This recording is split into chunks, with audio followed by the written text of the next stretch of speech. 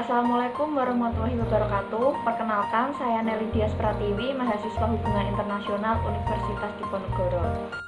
Di sini saya akan mencoba menjelaskan bagaimana pentingnya antisipasi terhadap tindak kejahatan di dunia maya atau disebut dengan istilah cybercrime, terutama bagi kita pengguna sosial media. Seiring pesatnya perkembangan teknologi, tentu hampir seluruh khalayak, baik dari remaja sampai orang tua, menggunakan yang namanya sosial media.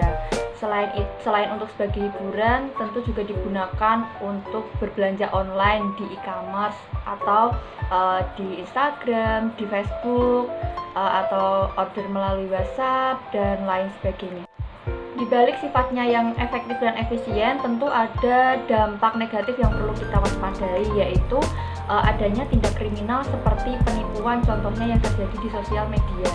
Nah, lalu apa saja hal yang perlu kita waspadai, terutama ketika kita berbelanja melalui platform Instagram, lalu Facebook, antara lain, yang pertama kita harus mengecek identitas dari penjual. Rata-rata penjual yang melakukan penipuan itu biasanya secara identitas tidak jelas dan tidak lengkap. Lalu gambar produk atau testimoni yang di-share di sosial media tersebut juga tidak terlalu jelas atau bahkan terkesan pecah, kualitas gambarnya tidak bagus. Maka dari itu kita harus benar-benar teliti dan benar-benar cermat dalam memilih produk. Dalam memilih produk, kita harus cermat dalam memilih toko atau online shop yang akan kita pilih untuk berbelanja. Selain itu, kita juga harus melindungi data-data kita dengan tidak asal mengklik atau membagikan yang berkaitan dengan data pribadi.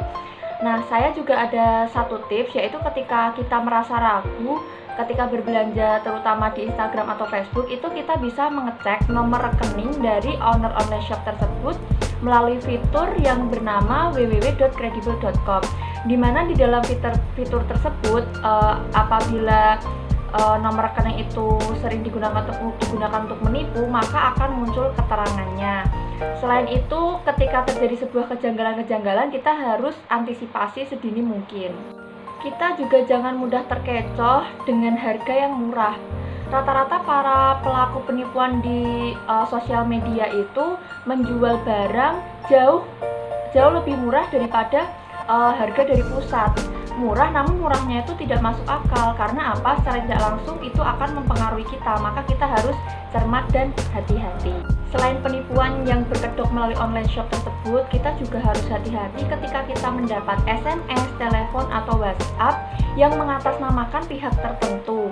Biasanya itu berupa, jebakannya itu berupa, contohnya ya ada SMS masuk, selamat Anda mendapatkan hadiah berapa ratus juta, silahkan klik link di bawah ini. Nah, kita harus waspada, kita harus hati-hati, tidak boleh asal terkecoh begitu saja, karena secara tidak langsung dikhawatirkannya nanti justru melalui link tersebut data-data kita akan disadap, dan itu tentu mengancam keamanan kita. Itu tadi sedikit penjelasan dari saya. Harapannya dengan sedikit penjelasan tersebut kita semua dapat lebih hati-hati dan waspada dalam bermain sosial media, terutama ketika kita akan berbelanja online. Semoga bermanfaat bagi kita semua. Wassalamualaikum warahmatullahi wabarakatuh.